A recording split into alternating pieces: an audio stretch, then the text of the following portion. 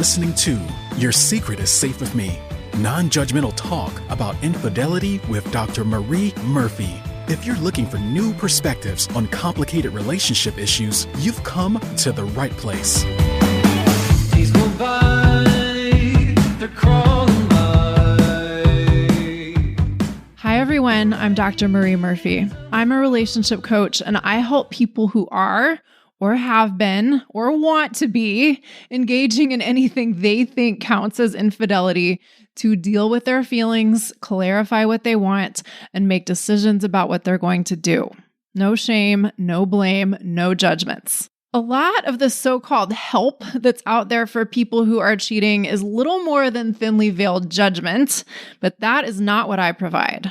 I provide support and guidance that respects the fullness of your humanity and the complexity of your situation, no matter what you're doing. The point of working with me is to resolve your infidelity situation in a way that you feel great about so that you can love your love life and you can love your whole life as well.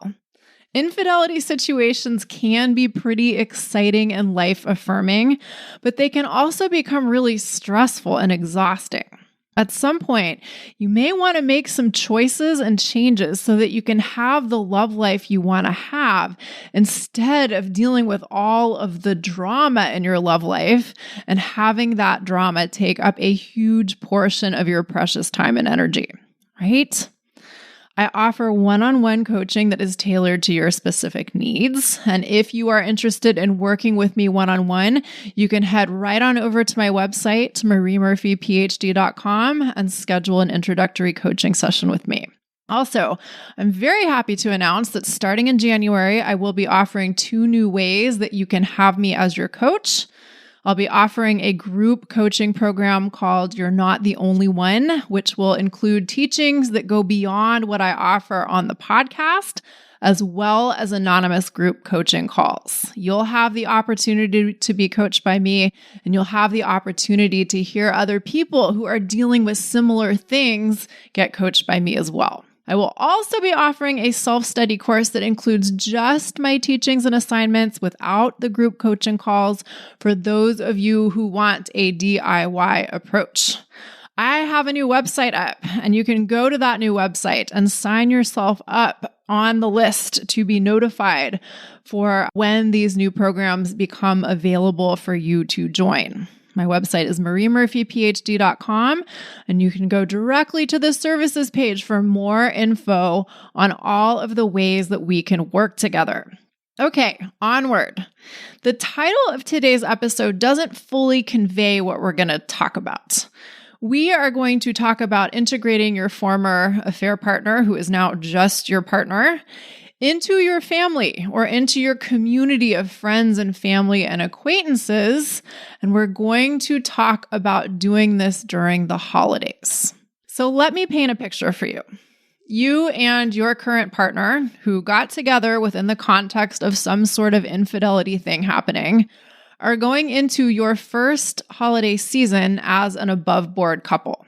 And for the purposes of this episode, we're going to assume that the holidays are really important to you, and integrating your former affair partner, who is now just your partner, into your family and into your community of peoples is really important to you.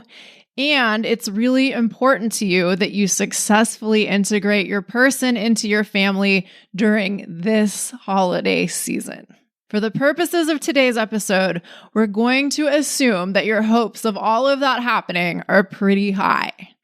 You don't just want your partner to be accepted by the people who are important to you. You don't just want the holidays to be tolerable. You want your people to make it very obvious that your new partner is welcome, and you want the holidays to be perfect or magical, or if not magical or perfect, then at least really, really good.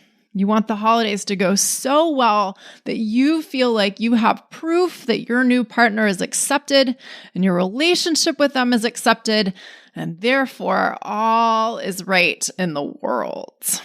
Before I go any further, let me tell you that I'm not going to keep on saying your former affair partner who is now just your partner. That's a mouthful.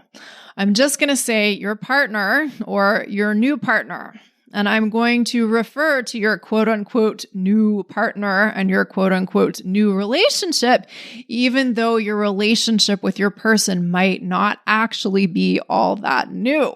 But we'll assume that it's new to some people in your life, or it's new in the sense that the relationship has become public knowledge fairly recently, like maybe since the last holiday season. First, let's speak in general terms about how you can handle the holidays with your new partner, and then we'll talk about how you might deal with two specific holiday scenarios or two holiday type situations. Perhaps most importantly, if you take nothing away from today's episode but this is really important. You have every right to decide that your new relationship is not that big of a deal. You have every right to decide that no matter how your relationship began, what matters now is that you and your partner are happy with each other. You have every right to decide that even if some people are aggressively curious about the details of the context in which your relationship with your new person began, the origins of your relationship are not really anyone else's business. You can decide that you expect other people to welcome your new partner and embrace your relationship with them. So what if your relationship began in the context of some sort of infidelity happening? You can decide that that simply does not matter at this point, and that if other people think that it matters, that's their business and their problem. Right? You have the power to decide all of these things. Oh, and by the way, when I say that you have the right to decide that your relationship isn't that big of a deal, I don't mean decide that it isn't important to you. I mean decide that the existence of your relationship, given that its origins were in an infidelity situation, isn't a big thing. Now, does deciding what you think about your relationship and setting your expectations compel other people to behave in the way you would like them to? No, certainly not. But to an extent, and sometimes to a very great extent, we show people how we want to be treated through how we treat ourselves. You have the power and the prerogative to set the tone for how your new relationship is going to be regarded. And that starts with deciding what you think about your relationship and how you're going to act in relation to your relationship. You can just act as if your relationship is a thing to be embraced. And you can just expect that everyone around you will follow suit. You don't have to wait for other people's approval. You don't have to worry that you might not get other people's approval. You don't have to freak out about what other people might think about your new relationship. You don't have to walk around wearing a scarlet letter A or walk around as if you are wearing a scarlet letter A, right? That doesn't mean you have to overdo it and make a big show out of your new relationship. You don't have to throw your partner down on the holiday dining table and rip their clothes off or anything like that. But you can just act like it's totally normal for the two of you to be together. Now, I know some of you will say, but how can I do that? Don't I need to make sure other people, or more specifically, some members of my family, are okay with my relationship? Here's the deal. It's fair enough to want your new partner to be integrated into your family. It's fair enough to want your relationship to be accepted by other people you care about. But you don't have to wait for other people's approval or acceptance to signal to other people that you and your partner and your relationship are worthy of other people's acceptance. You do not have to make your own well-being conditional upon other people's approval. And again, interestingly enough, when you show other people that you don't think your relationship is a particularly big deal, they're likely to follow suit.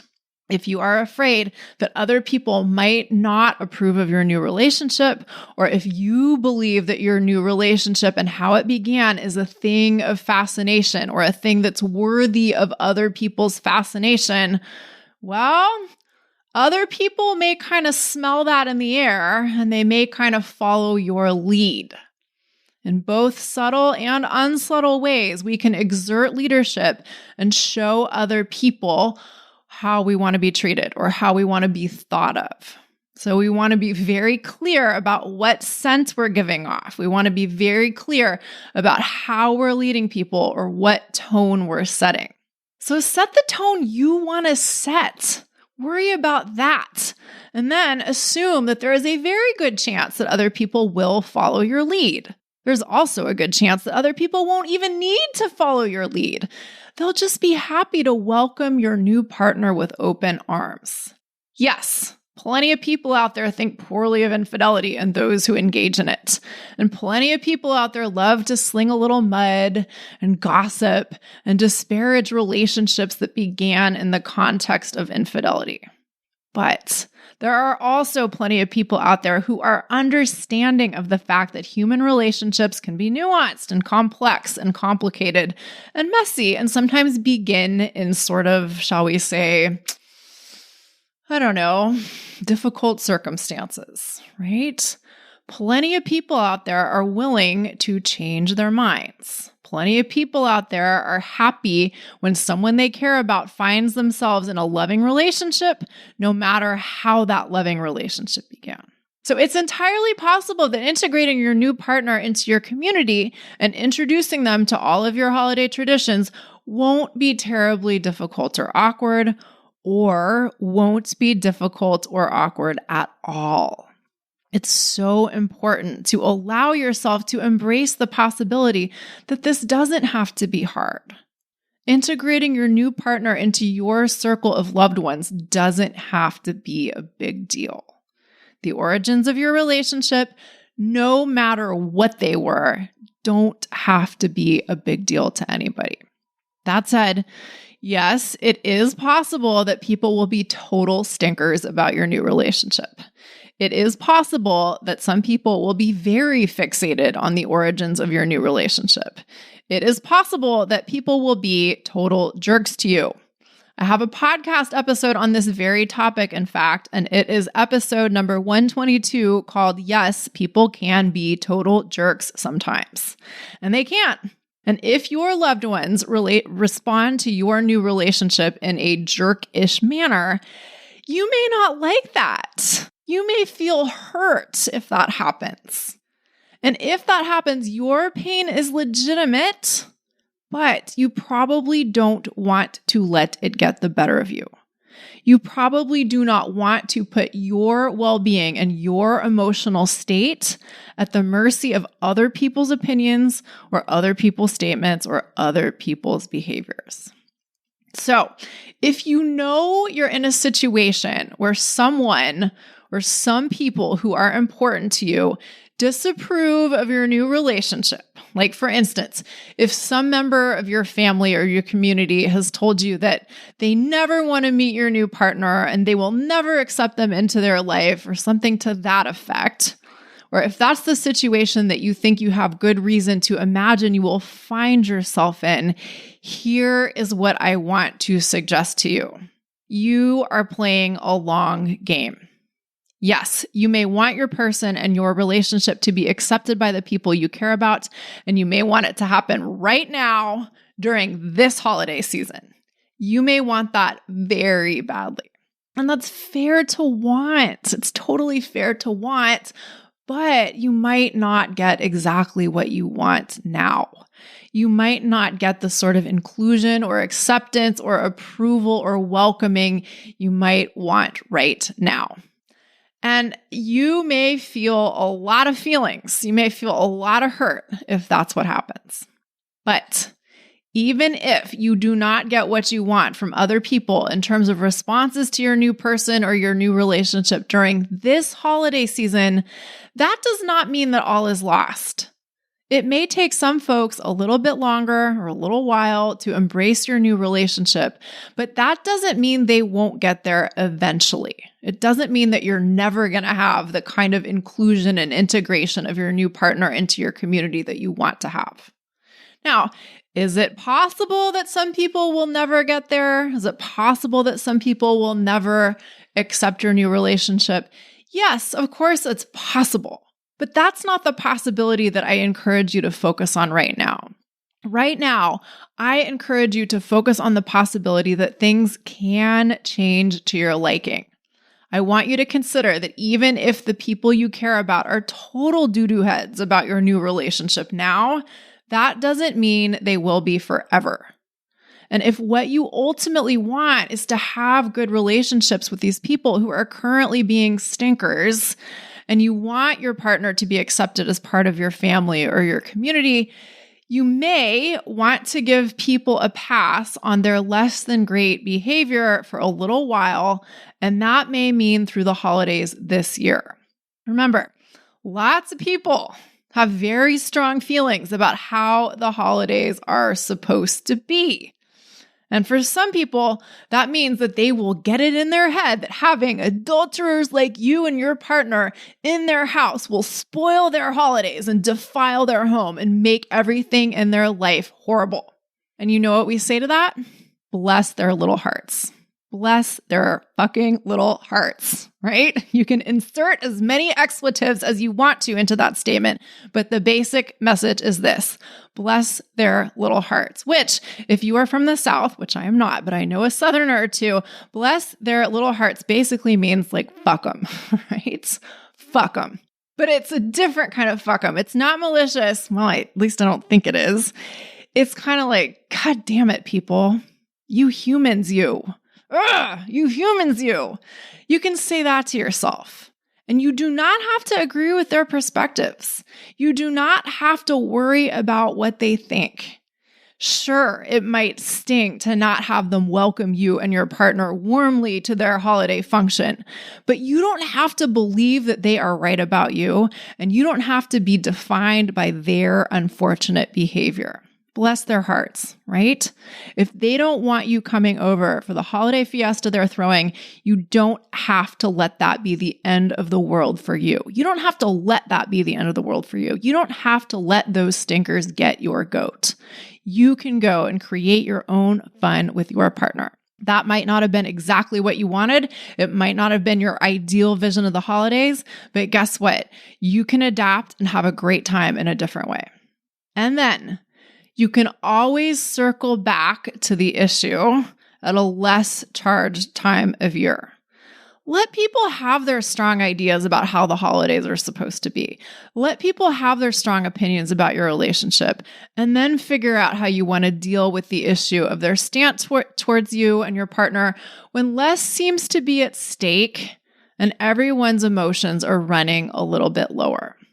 Remember, your happiness, your contentment, your positive self-regard does not have to be predicated upon what other people do and don't do.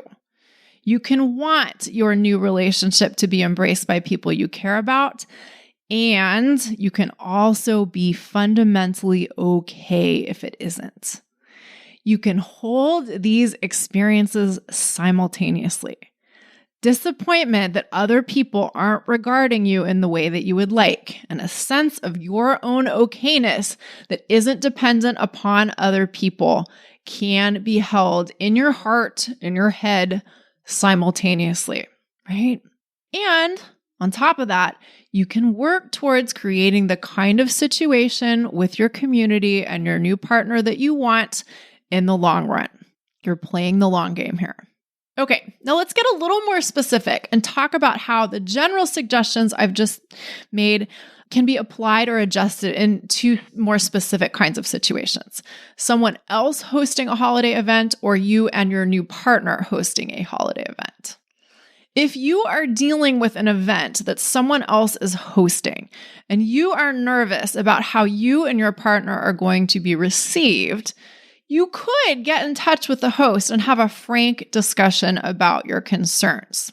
What that discussion might sound like, what you might say, will be specific to you, but you could, for instance, say something to the effect of, "Hey, as you may be aware, there have been some changes in my life, and I want to check in and make sure that my partner and I are welcome at your holiday event this year."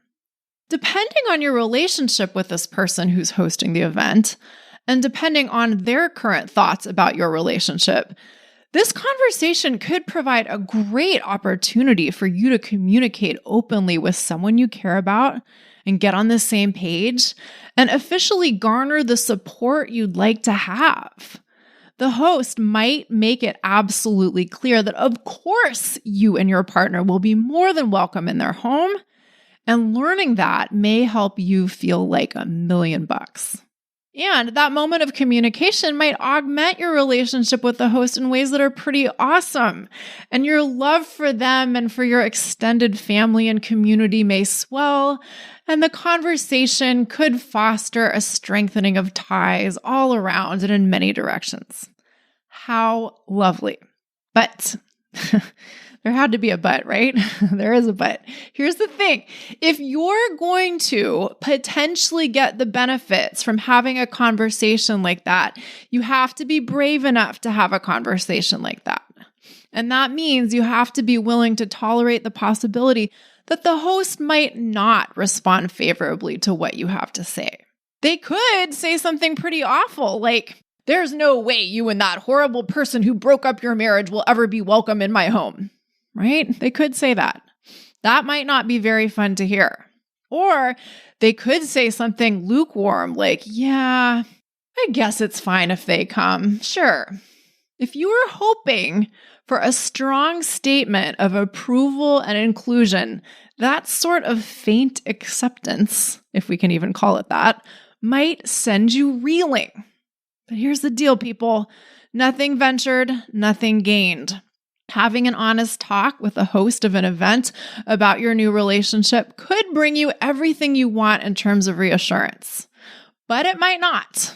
If it doesn't, at least you know what cards you're playing with, and you can decide how you want to proceed from there.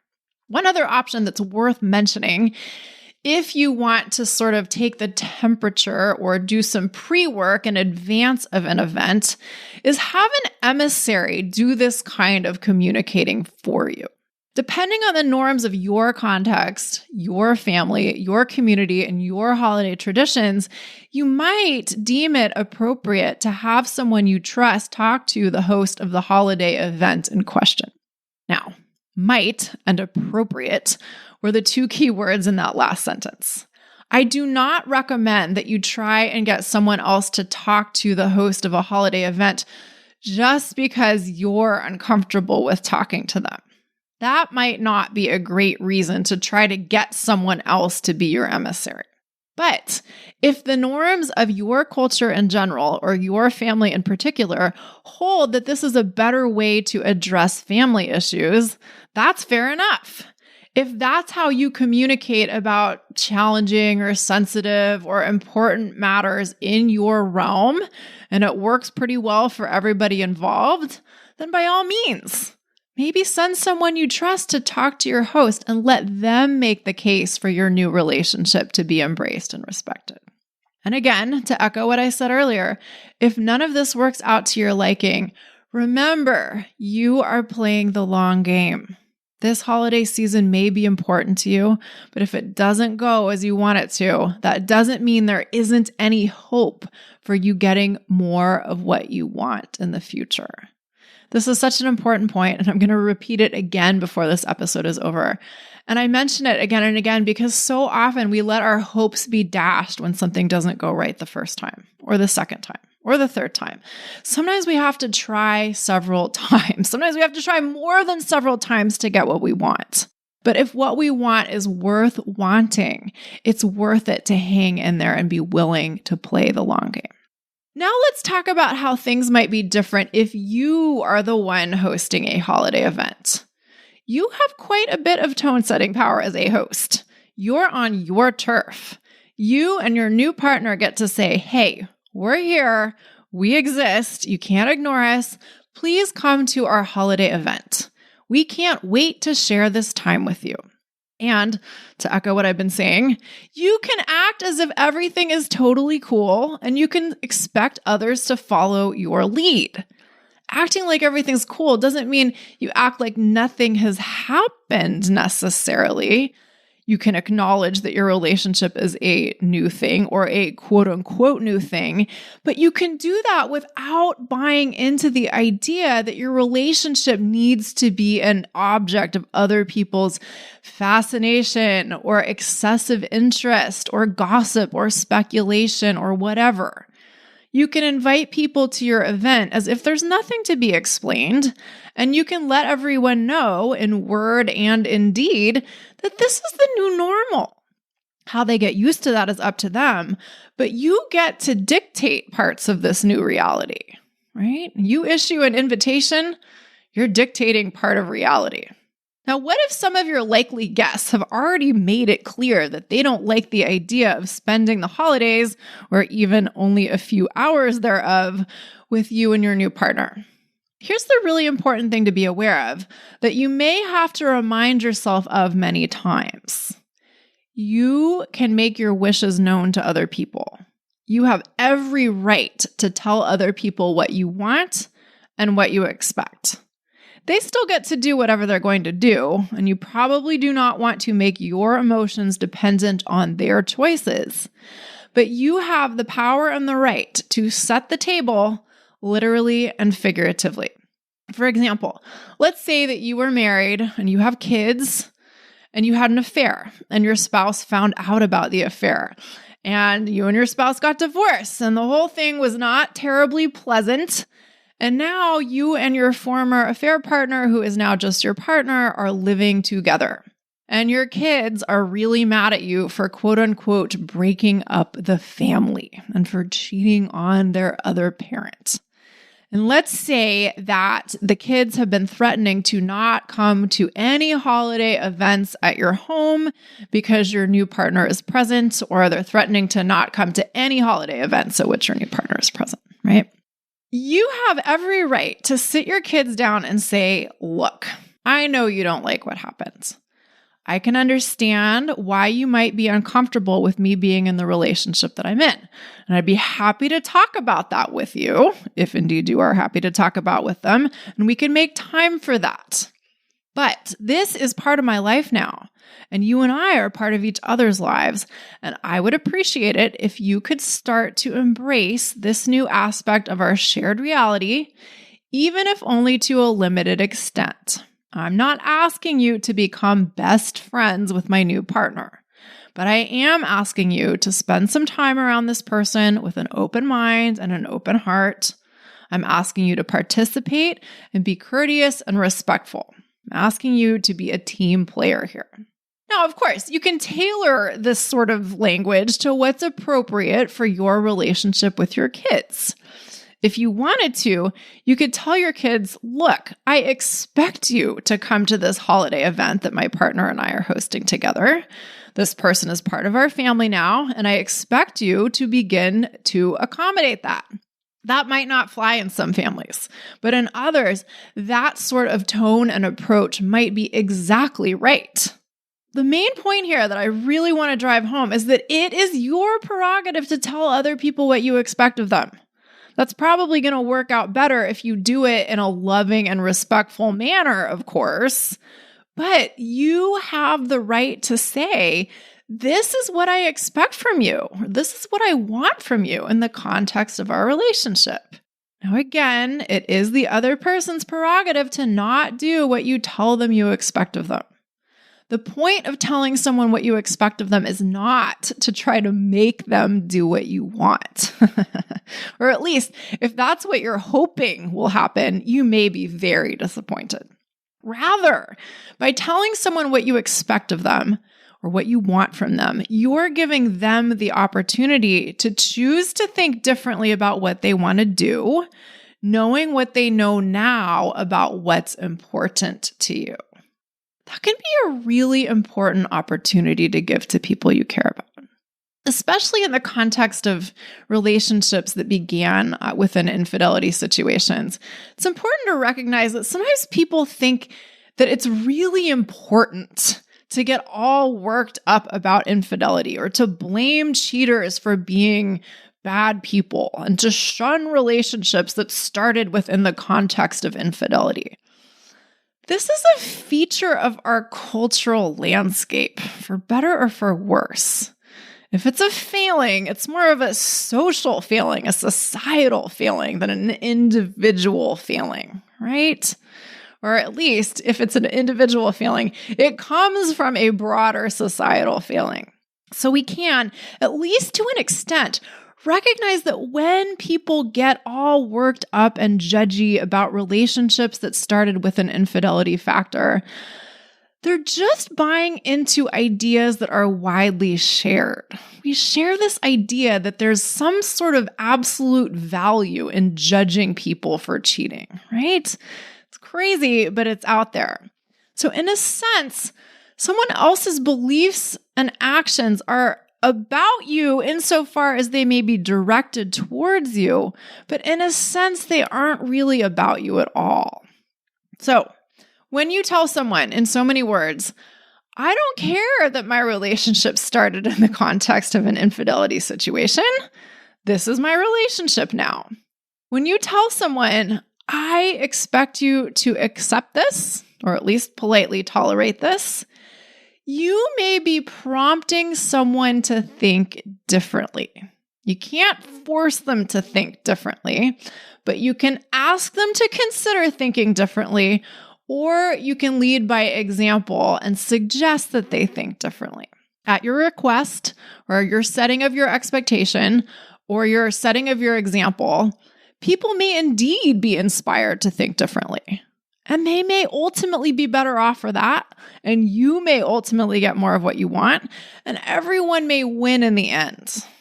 But in order for that to happen, you first have to have the courage to be your own advocate.